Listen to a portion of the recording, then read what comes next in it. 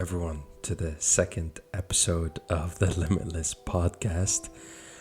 I just want to say that making a one-man podcast is a lot harder than I thought.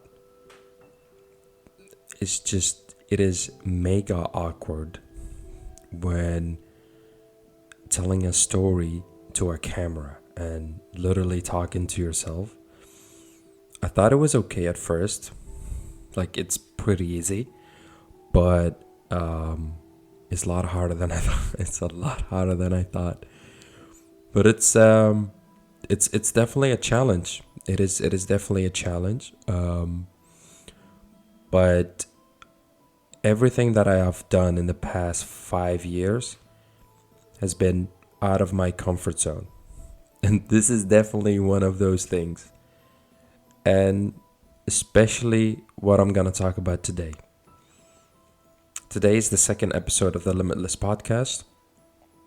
And I'm going to share with you something that not many people not many people would dare to share it on public. They would share between friends, but definitely not on public. I also got so many questions about today's topic, and to be honest, I've been hesitate to record this and make this because I thought maybe it's not appropriate for some people to hear it, and it's definitely not appropriate to share it with everyone. But I'm crazy and I do this kind of stuff. But I feel obligated to tell you that if you're under 18, please skip this. Don't watch it. If you're above 18 and highly sensitive and you get triggered really fast, I also suggest for you to skip it. What I'm going to talk about today is how I escaped the war in Syria and fled to the Netherlands in Holland. It's a very sensitive topic, at least for some people, not for me because I have shared it so many times, but not once like on a podcast. And I think when you talk more about a topic you find sensitive, the more you talk about it, the more it gets easier for you to talk about it, if you know what I mean. So anyway, if you're easily triggered, please skip this. And if you want to know how I escaped Syria to the Netherlands, this is for you. And on a side note, I just want to say I'm sorry for my hair. For the people who live in Holland now, they know that there's a lockdown, so there is no barbers I can go to. So that's why is my hair super long and it's really messy. It looks a cat from behind. It looks like what birds make to sleep in. It looks when you try to fix a lamp, but suddenly something explodes in your head. I don't know. But enough with the hair jokes. Let's start my story. Most of you know that the situation in Syria is pretty shitty. It has been for the last 9 years. And unfortunately, I had experienced that. I had experienced the war. It was very. Let's just say it was awful to be in this situation. But it got to a point where it's like you can't take it anymore. There's nothing left for you. It got to a point where I've seen a dead guy's body. I've lost my father. seeing a dead guy's brain on the floor, carrying a dead guy's body to the ambulance, the government chasing me to go to the army, my university have been blown up. So you can basically say that there's nothing for me to stay for except my family, of course. Well, how did I plan it? Well, first it was out of the sudden.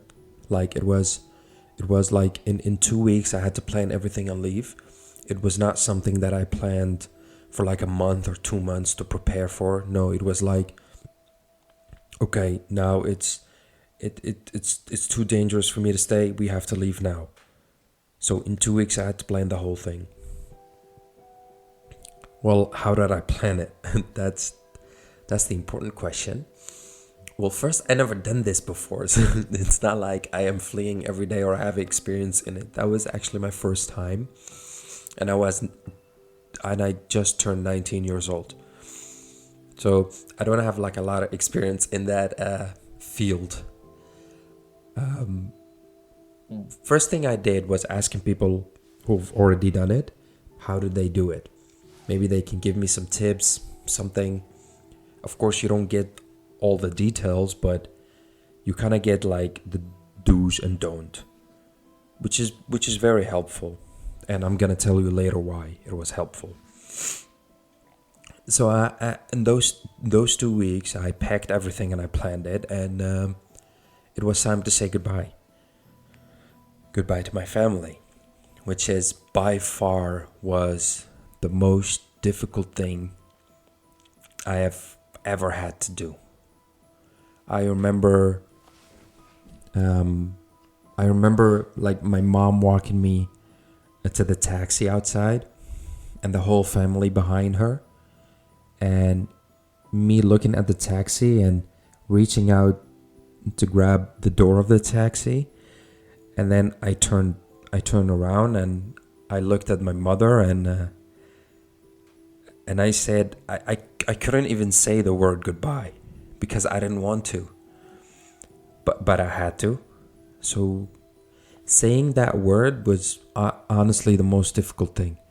Like looking at your mother and saying goodbye, knowing that maybe you're not gonna see her ever again, is the most difficult thing you will ever do.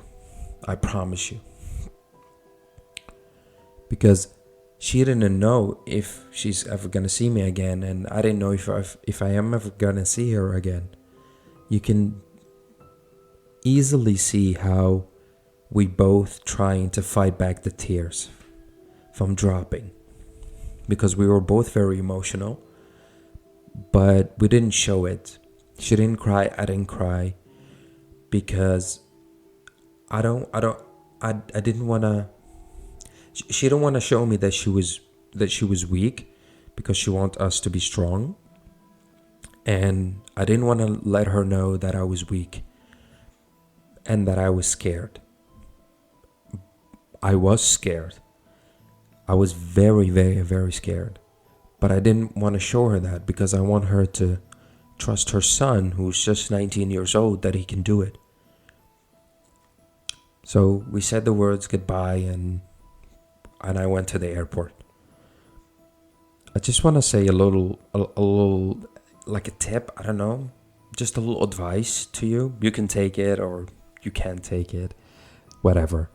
I haven't seen my mom in 5 years, and I'm not looking for sympathy.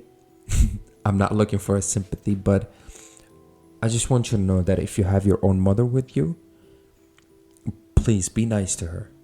And try to enjoy every moment with her, because you never know when it's too late, and you never know what's gonna happen. I just wanted to give you that. So anyway, I left to the airport, where I took a plane to Lebanon, which is the country next to Syria, and again I took another ticket to Turkey, and then I took another plane to the other side of Turkey, where I got the tip from the people that they told me how they do it. They told me a tip and they said, if you go to this area in Turkey, you will find a lot of smugglers there that they can help you get across the sea, which is my plan to go across the sea. That was in 2015, by the way, which is now, it's not available anymore. So anyway, I got to this area where a lot of smugglers were looking for people to smuggle.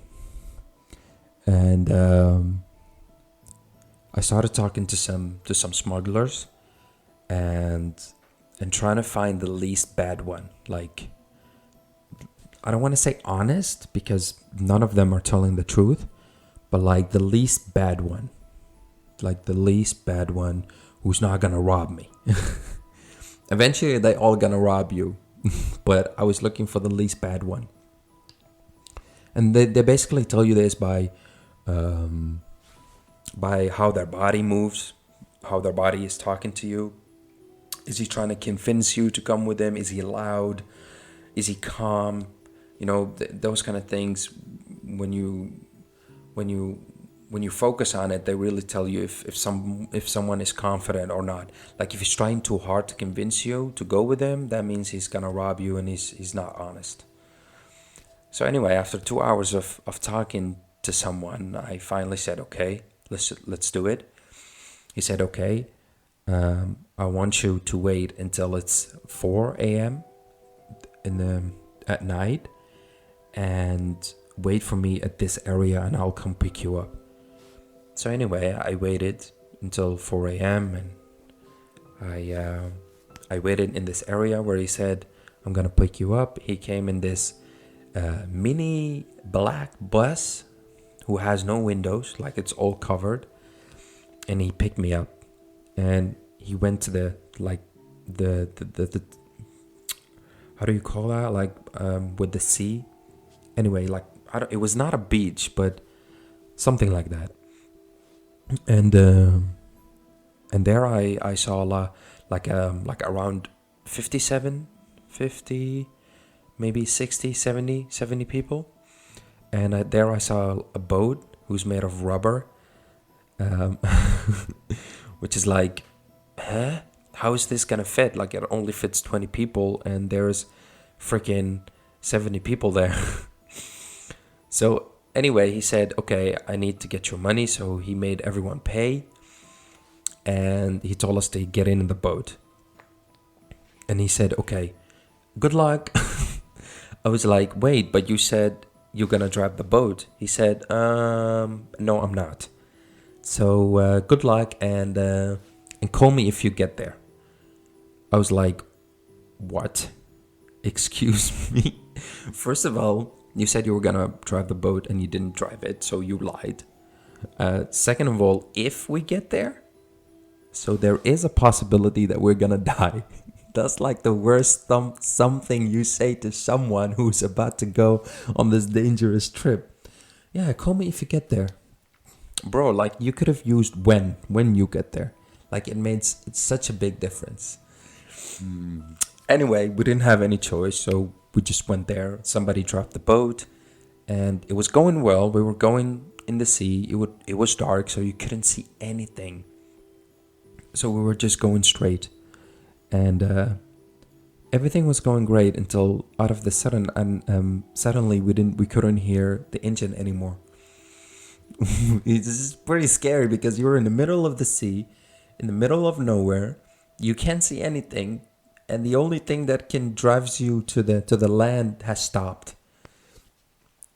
At that moment, 4:30, maybe like 5 in the morning, still pretty dark.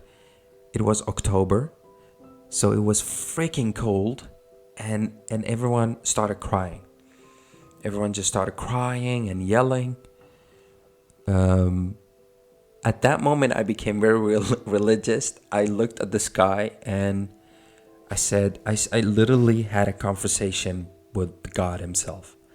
I said, God, I know we don't talk a lot, but I kind of need your help right now. And I started praying. And I swear to God, I'm not bullshitting. After 5 minutes, the engine started again. I don't know how, and I don't need an explanation, but it worked. So after 5 minutes, the boat started again, and we arrived to a Greek island, which I was so happy. I think that was the only moment that me being so happy to see a land. So I just like crawled to the land, and I just laid my back and looked at the sky, and I started saying, thank you. Thank you. And then I finally made it. And I don't know how, but in like 3 seconds, I woke up in the morning, like 2 hours later. I don't know what happened. It's like I passed out. Luckily, I had all my stuff with me and nobody stole anything. But I woke up to a gun in my head. It was someone pointing a gun in my head and screaming something in Greek. I couldn't understand it. Probably the only word that I could understand, malaga, which probably means an asshole in English. But I couldn't understand anything. But apparently it was the Greek military, which is guarding the island. Apparently that asshole, the smuggler, sent us to a fucking Greek island, which is you're not supposed to go on. He probably knew, but he didn't tell us. So anyway, fortunately, they didn't shoot us. They said, we're going to call a ship for you and you need to leave right now. So they put us on the ship and then took us to Athena, I don't know how you call it. And it was time to go further. But they said, oh, you need to register or like register your name, something like that. I don't know. In a shelter, you need to be in a shelter and you need to write down, show us your ID, because they had to register every refugee who comes there. I don't know why. Probably something has to do with the European Union. I don't know. But that shelter was not a shelter. It was like a ground and full with poop. I don't know. It was freaking disgusting. And I was not complaining. I was happy to be alive, but no way in hell I was gonna stay there. So I told them, I'm not staying here. And they said, no, you cannot leave. And I said, okay. So the moment they turned around, I escaped. I jumped and I just escaped. Took a taxi and I said, get me to the next hotel. Got me to the next hotel. I stayed there, and then I left. Like 3-4 days later. After that, I took the bus to the border of Macedonia, and then I took another bus to Serbia and Macedonia, like the border. And then I took another bus from Macedonia, Serbia to Serbia, Croatia. And there, the bus stopped at the border, and he said, I cannot go any further, you have to walk. But it was 2 a.m. and it was freaking dark. And that guy from the bus, it was not like an official bus who works for the government. No, it was like it's a legal bus, you know? So we couldn't say like, no, please go further. No, he said, okay, everybody get out and you have to keep walking. He dropped us in an abandoned village between Croatia and Macedonia. Croatia and Serbia, I meant. So it was like a Serbian abandoned village. At 2 a.m., so dark. At that time, I had the most frightened moment of my entire life. I almost died. But I see that the video is taking too long, and I don't think people are listening to this point. So if you're still listening, thank you so much that you haven't fallen asleep. But this is going to be a part 1 of my story. I'm going to tell you what happened at the part 2. If you're still listening, thank you so much. I will continue my story next Tuesday. If you haven't followed my Spotify channel, please do, so you can get all the notification with the next Tuesday. And if you're watching this on YouTube, please subscribe to my YouTube channel if you want to support me. And if you think this story was interesting, or you would want to hear it, you would like someone else to hear it, please share it. And yeah, that was it for the part 1. Thank you so much, and I'll see you guys next Tuesday.